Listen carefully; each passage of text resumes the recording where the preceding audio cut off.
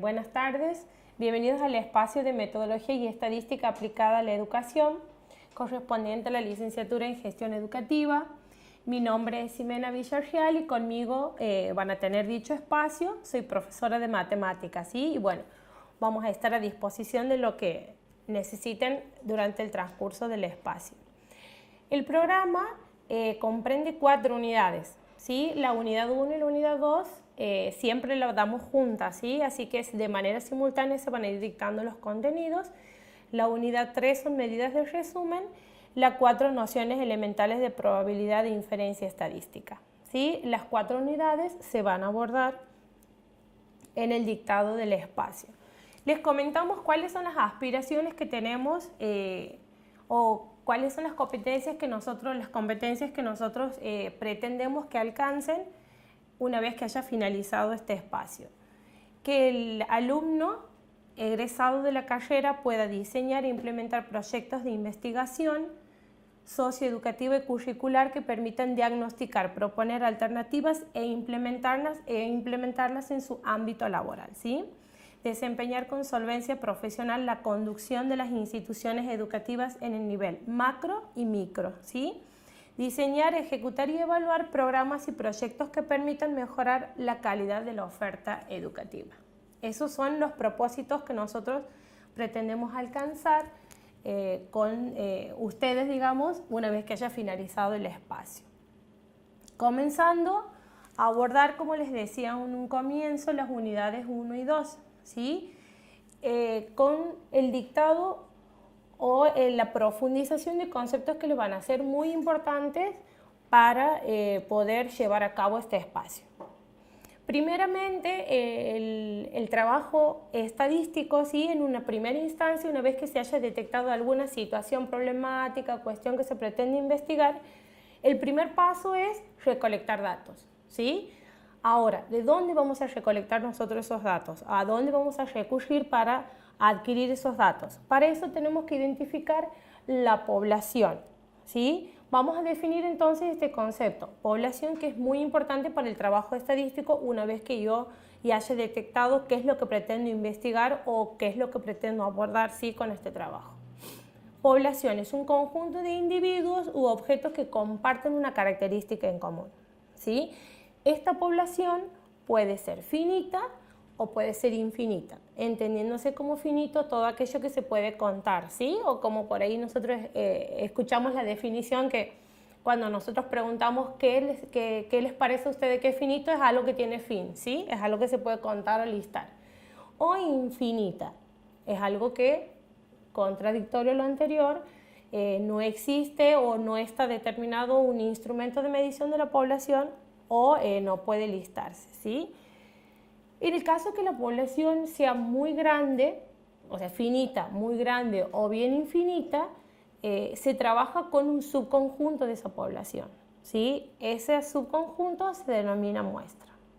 La muestra tiene que ser representativa de la población, es decir, en primera instancia extraerla directamente desde esa población de estudio, que es lo que yo pretendo abordar, o a esa población es la que yo pretendo investigar o efectuar algún tipo de estudio estadístico, ¿sí? No existe una fórmula que nos permita determinar cuál es el número de la muestra que tenemos que extraer dependiendo de la población, pero sí tenemos que tener en cuenta que la muestra tiene que ser totalmente aleatoria, es decir, que los individuos que nosotros vamos a ir seleccionando para nuestra muestra tienen que tener todos la misma probabilidad de ser elegidos, ¿sí? No tenemos que tener ningún privilegio, no tienen que tener o alguna predicción por alguno, ¿sí? Todos tienen que ser elegidos al azar. Uno de los métodos más utilizados es el sorteo, ¿sí? Pero como les digo, para que sea representativo es necesario que esa muestra que uno extrae de la población sea totalmente aleatoria, ¿sí? Bien, una vez que hemos determinado entonces la problemática a investigar, hemos determinado la población, en el caso de que sea muy grande, ¿sí? O infinita, se extrae una muestra que es un subconjunto, se determina la unidad de observación o individuo, que es el objeto o ente o persona, ¿sí? Dependiendo con lo que se vaya a trabajar, de dónde se va a extraer el dato, ¿sí? El dato es el valor que uno se obtiene a partir de la medición que se va a hacer dependiendo la investigación que se quiera abordar, ¿sí? Por ejemplo, aquí en las diapositivas les pongo uno. En el caso de que nosotros queramos investigar cuál es el rendimiento de nuestros alumnos, ¿sí? La unidad de observación sería justamente el alumno, es decir, es la persona de la cual nosotros vamos a obtener el dato. El dato va a ser lo que a mí me interese para abordar mi investigación. En este caso, por ejemplo, el número de materias dictadas, ¿sí?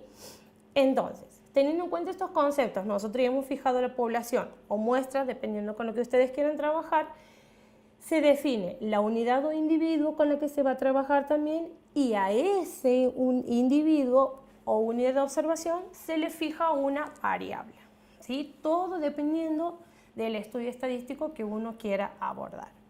¿Qué es una variable entonces? Otro concepto muy importante que tienen que tener en cuenta, ¿sí?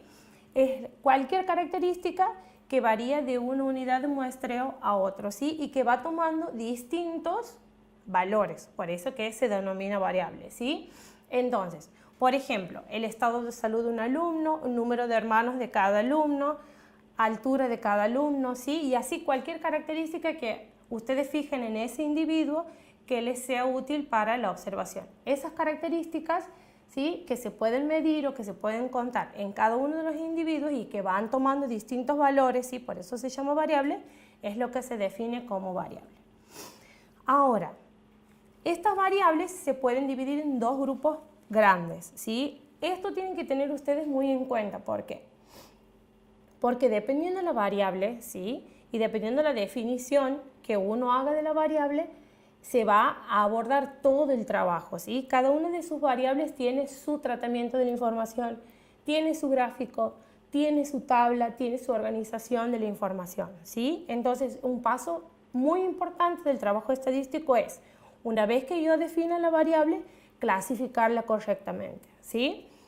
¿En qué grupos se pueden clasificar las variables? Tenemos dos grupos bien diferenciados que seguramente son palabras que ya en algún momento han escuchado, ¿sí?, o les ha sonado de algún lado.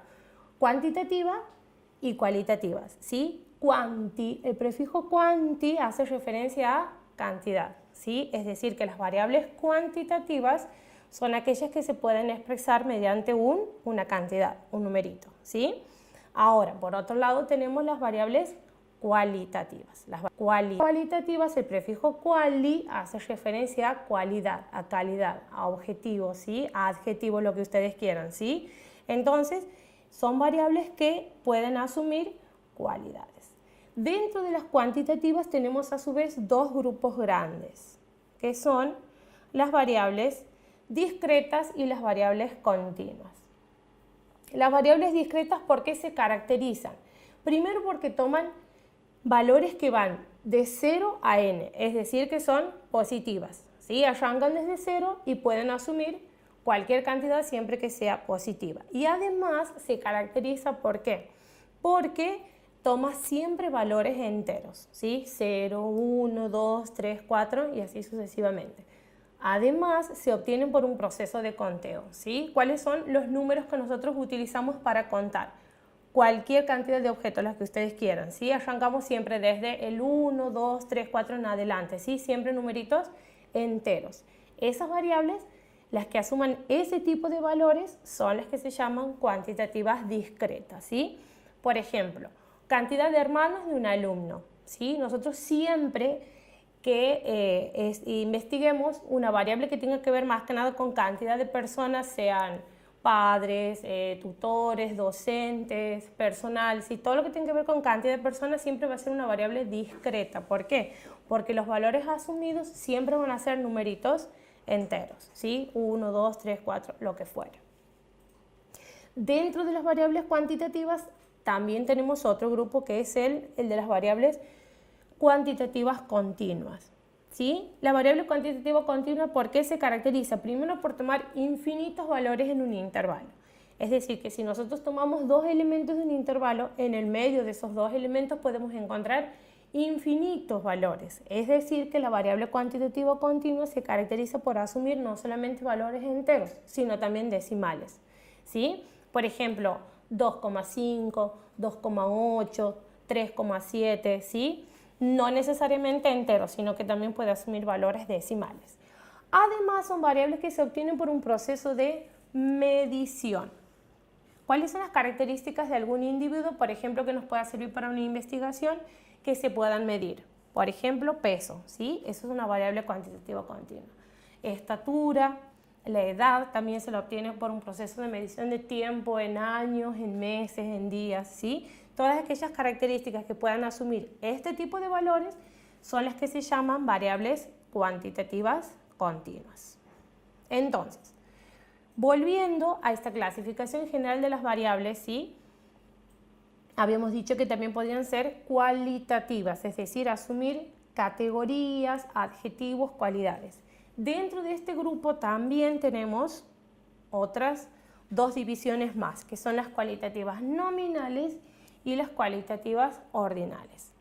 ¿Cuáles son las nominales? Son aquellas que asumen nombres, etiquetas, categorías y que no pueden establecerse un orden entre ellas, ¿sí? Por ejemplo, lugar de nacimiento, color de ojos, estado de salud, ¿sí? Todas aquellas características del individuo que me sirvan para la investigación que asuman categorías, nombres, colores y demás que no se puedan ordenar.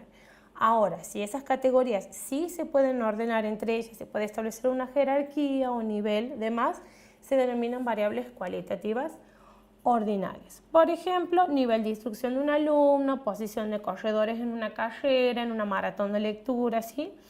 Lo que les sea útil para su investigación, como les decía. Entonces, como he comenzado, digamos, con este tema, la clasificación de variables es sumamente importante para el trabajo estadístico.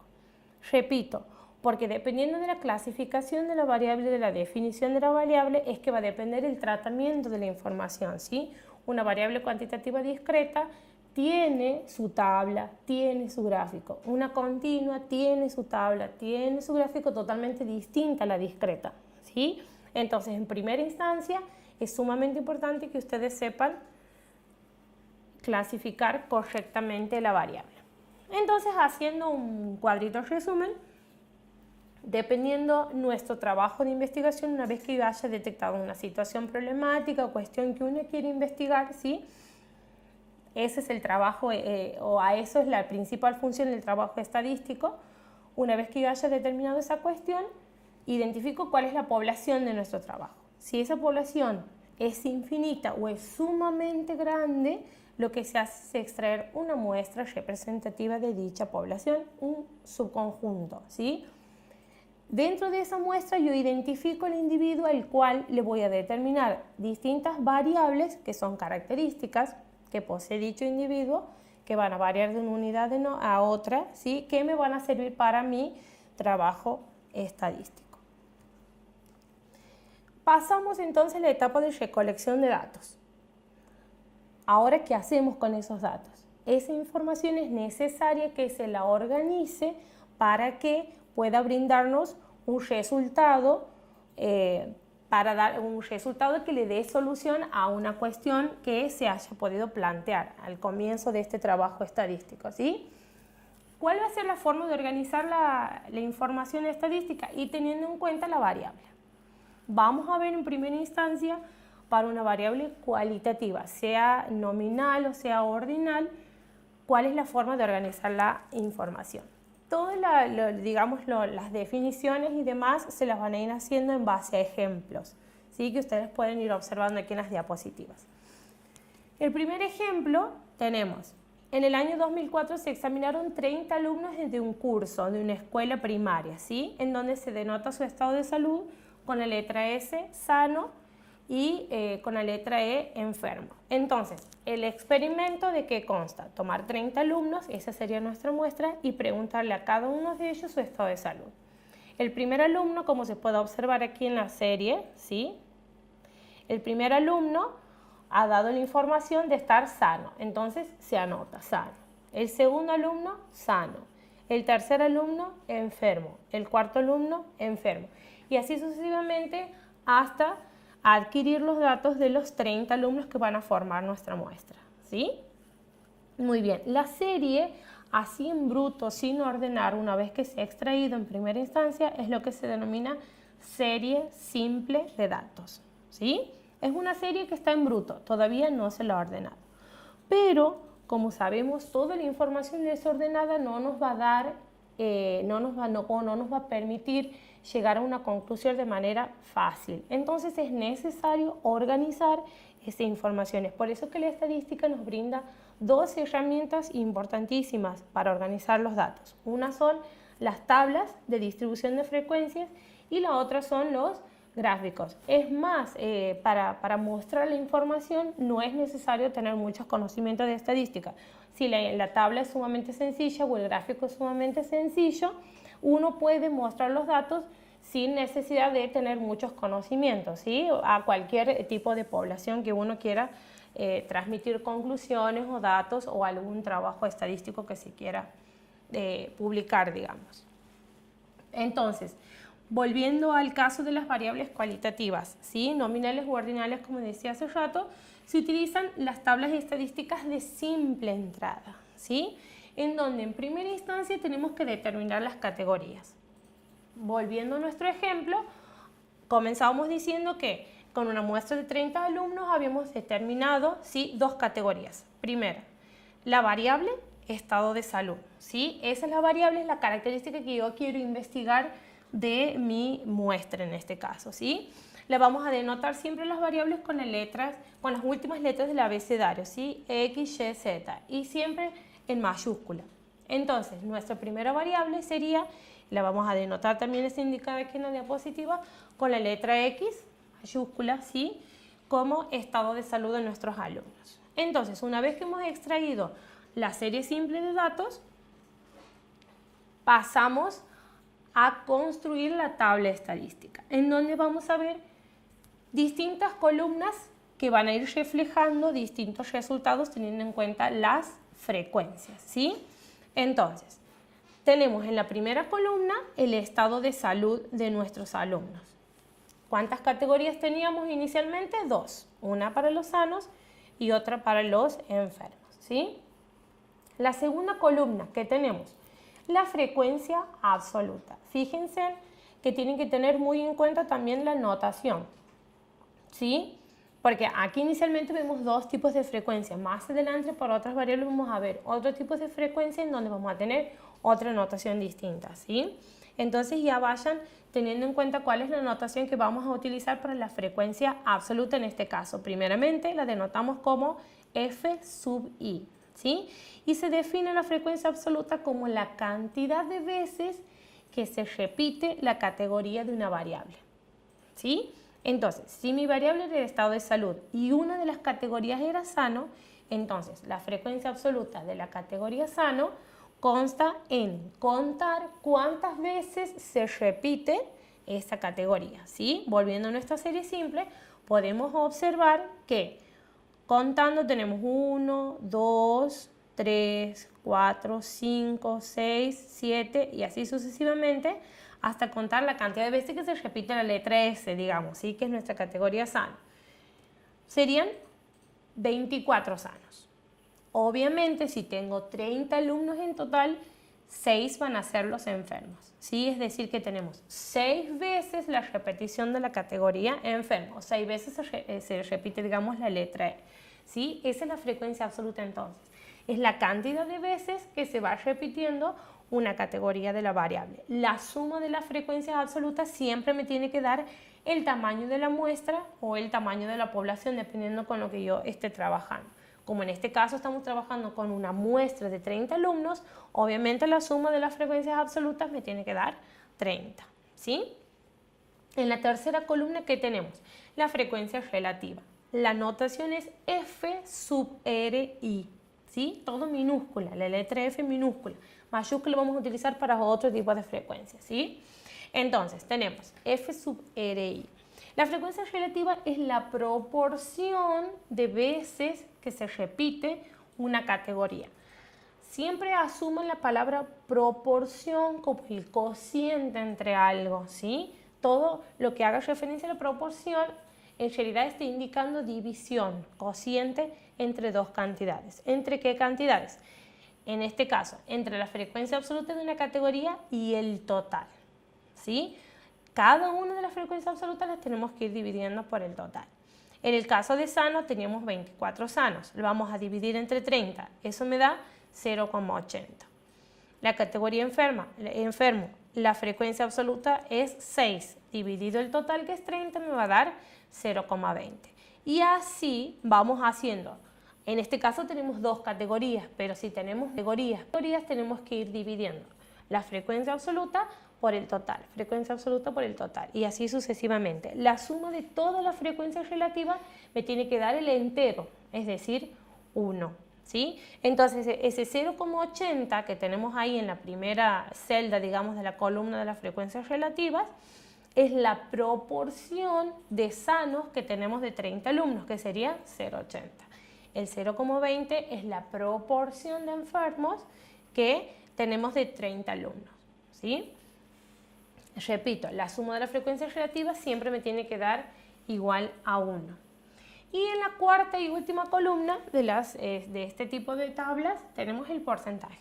El porcentaje se obtiene multiplicando la frecuencia relativa por 100. En el caso de que no tengamos la calculadora, por ejemplo, recuerden que para multiplicar por unidad seguida de 0 tenemos que correr 2 lugares hacia la derecha la coma. ¿Sí? Si tenemos 0,80 por 100, corriendo 2 lugares hacia la derecha la coma, tenemos el 80%. O si no, lo hacen con la calculadora tranquilamente, no hay ningún problema, ¿sí? 6 dividido 30 me va a dar 0,20, multiplicado por 100 sería 20%. La suma del porcentaje me tiene que dar la totalidad del 100%, ¿sí? Bien, con respecto a los cocientes, ¿qué es lo que pasa? Generalmente, bueno, aquí tenemos pocas cifras después de la coma, pero cuando nos den muchas cifras después de la coma en la frecuencia relativa, generalmente se redondea a 2 o 3 cifras después de la coma, ¿sí? Es necesario que lo redondeen para que a la hora de sumar siempre me dé un número exactamente igual a 1 o cerca, 0,98, 0,99 o bien 1,01, 1,02. Como proviene de cocientes esa suma, es probable que no nos dé exactamente 1, no importa, ¿sí? Siempre vamos a obtener valores cercanos a 1. Si nos da, por ejemplo, 0,80, está lejos de 1, sería cuestión de revisar los cocientes anteriores y ver que alguno seguramente va a estar mal, ¿sí? O más de 1, 1,28, ¿sí?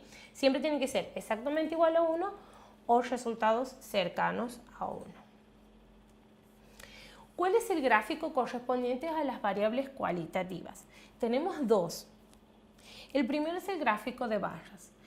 El gráfico de barras consta de un sistema de ejes ortogonales o perpendiculares, ¿sí? En donde en el eje horizontal siempre colocamos las categorías. En este caso tenemos dos categorías, sano y enfermo. Esas van a ser las que están ubicadas en el eje horizontal. Y en el eje vertical generalmente se ponen las frecuencias absolutas, pero también se pueden colocar o las relativas o los porcentajes, ¿sí? Pero, les decía, generalmente se trabaja con las frecuencias absolutas. Lo que se hace, ¿por qué se llama gráfico de barras? Justamente porque se van levantando barras correspondientes a cada una de las categorías dependiendo su frecuencia absoluta. Como podíamos observar en la tabla anterior, para la categoría sano teníamos una frecuencia absoluta igual a 24, es decir que tenemos 24 alumnos de los 30 que se encuentran sanos. Entonces, para la categoría sano vamos a levantar una barra vertical hasta la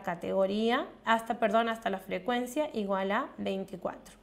En el eje de la frecuencia siempre se tiene que utilizar una escala adecuada de numeración, ¿sí? Por ejemplo, de 2 en 2, de 3 en 3, de 4 en 4, lo que ustedes crean conveniente, ¿sí? No tienen que ubicar los números así de manera salteada, sino que siempre tienen que ir siguiendo una escala coherente, con, digamos, la diferencia que ustedes quieran, de 2 en 2, de 3 en 3, de 4 en 4. Y en este caso se ha ido de 5 en 5, ¿sí? Pero ustedes lo pueden hacer dependiendo del criterio que les parezca correcto.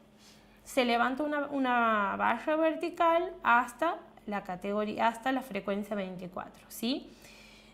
Dejando una determinada distancia, se levanta la segunda barra para la categoría enferma. Y así, si se tuviesen más categorías, se tienen que trabajar con barras que tengan el mismo ancho y que estén separadas por las mismas distancias. En este caso tenemos 2 categorías, pero si hubiesen más, todas tienen que tener el mismo ancho las vallas y estar separadas por las mismas distancias, ¿sí? Estas vallas pueden ser o bien verticales o bien pueden ser horizontales en el caso de que uno gire. Pero, como les decía, generalmente se trabaja con vallas verticales. 2 cosas que tienen que tener muy en cuenta es que no se tienen que olvidar nunca el título del gráfico, ¿sí? Porque si no, no vamos a saber de qué es lo que estamos hablando, ¿sí? Nunca se tienen que olvidar el título del gráfico y tampoco el nombre de los ejes, ¿sí? En este caso, en el horizontal las categorías y en el vertical las frecuencias absolutas, ¿sí? Muy bien. El segundo gráfico, que también son muy utilizadas para las variables cualitativas, sean nominales o sean ordinales, es el gráfico de torta. Que si bien en este espacio, en esta asignatura no vamos a ver cómo es que se construye uno, es necesario que ustedes sepan a qué variable corresponde, ¿sí? En este caso, a las variables cualitativas nominales. No vamos a enseñarles a construir un gráfico de tortas, pero sí es necesario que ustedes sepan para qué tipo de variables se trabaja, ¿sí? Fíjense que aquí se les da un ejemplo. Lo que se tiene que hacer es a la frecuencia relativa, por ejemplo, para sano que tenemos un 0,80, la tenemos que multiplicar por 360, que es el giro completo de la circunferencia, y me da 288 grados. Es decir, que ese es el ángulo que corresponde para la categoría sano. Lo mismo hacemos para los enfermos, que corresponde 72 grados. Ese es el porcentaje para los enfermos. La suma obviamente de la amplitud de los ángulos me tiene que dar 360, que es el giro completo. Pero no es un tema que vayamos a abordar en este curso, la construcción, pero sí que sepan para qué variable corresponde la construcción de estos gráficos, ¿sí? Muy bien. Hasta aquí hemos venido trabajando la variable cualitativa, nominal u ordinal. En el caso de que nosotros hayamos definido para nuestro trabajo estadístico una variable cuantitativa discreta, el tratamiento de la información se hace de la siguiente forma. Como lo había dicho hace un comienzo, todo lo vamos a hacer en base a un ejemplo, cosa de que sea más fácil comprender todos los conceptos, ¿sí? Tomamos como ejemplo la cantidad de hermanos de los alumnos de primer grado de EGB de la Escuela San Martín. Entonces los datos fueron los siguientes. Nosotros lo que hemos hecho es tomar una muestra de 30 alumnos a los cuales se les ha preguntado a cada uno cuál es la cantidad de hermanos con las que cuenta, ¿sí? El primer alumno nos ha contestado 4, anotamos 4. El segundo alumno, un hermano. El tercer alumno, 6 hermanos. El cuarto alumno, 0 hermanos. El quinto alumno, 0 hermanos. Y así sucesivamente hasta llegar a nuestro alumno número 30. Recordemos que las variables se las denotan siempre con las últimas letras del abecedario, en este caso X. ¿Cuál va a ser nuestra variable? Número de hermanos de los alumnos de primer grado, ¿sí? Esa va a ser nuestra variable. Entonces, como les decía hace rato, una cantidad siempre va a asumir una cantidad finita de valores, ¿sí? Entonces, este tipo de variable es una variable cuantitativa discreta, ¿sí? ¿Cómo vamos a tratar la información en este caso? Primeramente vamos a ordenar los datos. Vamos a identificar cuál es el valor más pequeño y cuál es el valor más grande. En este caso, el valor más pequeño es el 0 y el más grande es el 6. Entonces, en nuestras categorías vamos a tener desde el 0 hasta el 6, ¿sí? 0, 1, 2, 3, 4, 5, 6. Ahí vamos a tener todas nuestras categorías. La segunda columna es el mismo concepto que hemos trabajado para las cualitativas, que son las frecuencias absolutas, es decir, la cantidad de veces que se repite el 0, la cantidad de veces que se repite el 1, la cantidad de veces que se repite el 2 y así sucesivamente, ¿sí? Entonces contamos. Podemos observar que el 0 se repite 5 veces. ¿Qué quiere decir eso? Que hay 5 alumnos que no tienen hermanos, ¿sí?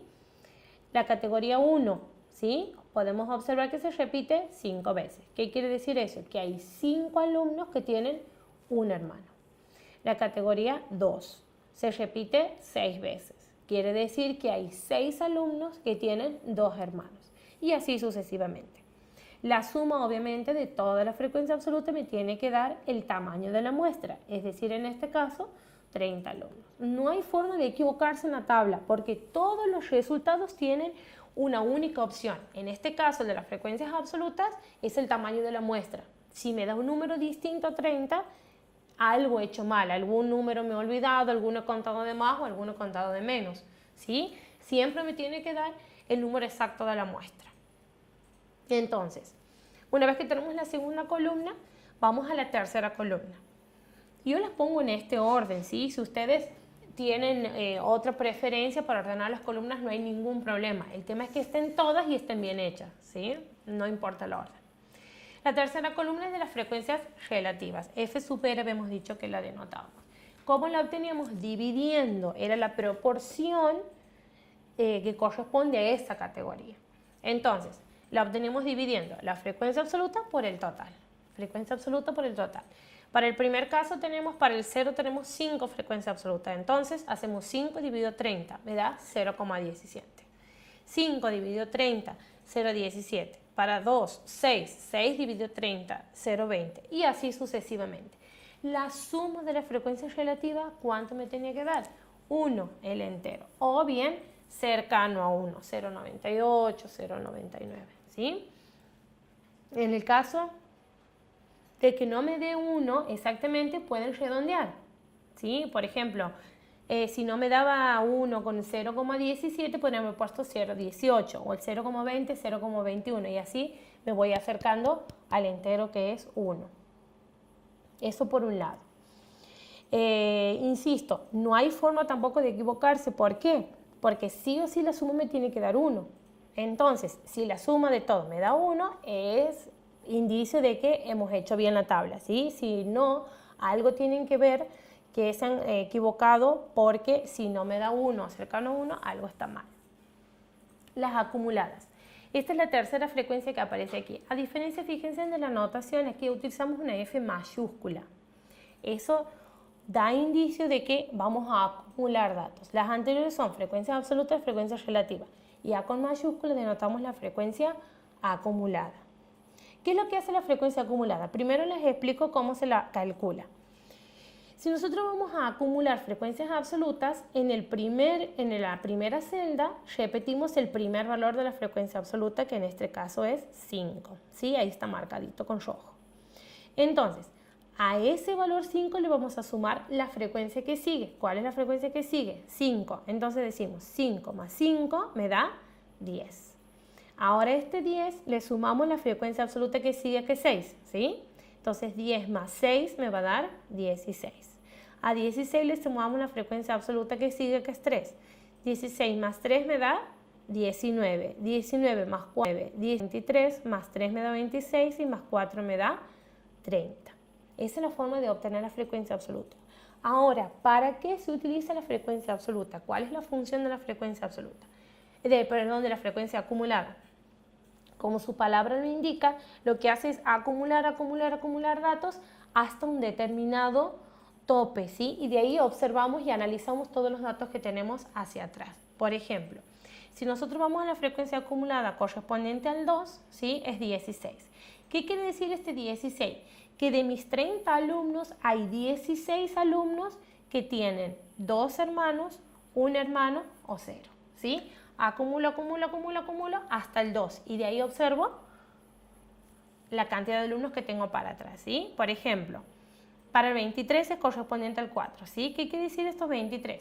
Que hay 23 alumnos que tienen 4 hermanos, 3, 2, 1 o 0, o 4 hermanos o menos, ¿sí? Como ustedes quieran. Entonces esa es la función de la frecuencia acumulada. Como su palabra lo indica, acumulo datos hasta un determinado tope y de ahí observo, analizo qué es lo que tengo para atrás, ¿sí? Esa es la función de la frecuencia acumulada. Y en la última columna tenemos los porcentajes que se obtienen de la misma forma como hemos hecho para las cualitativas, multiplicando la relativa por 100, ¿sí? Corriendo 2 lugares hacia derecha la coma. 0,17 me va a dar el 17%, 0,20 me va a dar el 20% y así sucesivamente. Una vez que tenemos lista la tabla para las variables cuantitativa discreta, lo que vamos a hacer ahora es el gráfico. Para las variables cualitativas hemos visto que tenemos un gráfico de barras. Ahora, para las variables cuantitativas discretas, lo que vamos a tener es un gráfico denominado de bastones, que son vallas mucho más finitas, del grosor de la lapicera si se quiere, ¿sí? Muy finitos son los bastoncitos, por eso se llama justamente de bastones. El procedimiento de construcción es similar al anterior. Hacemos un sistemita de ejes ortogonales en donde en el eje horizontal lo que vamos a ubicar son las categorías. En este caso, ¿cuáles son las categorías? Nuestros números de hermanos. 0, 1, 2, 3, 4, 5, 6. Esas van a ser nuestras categorías.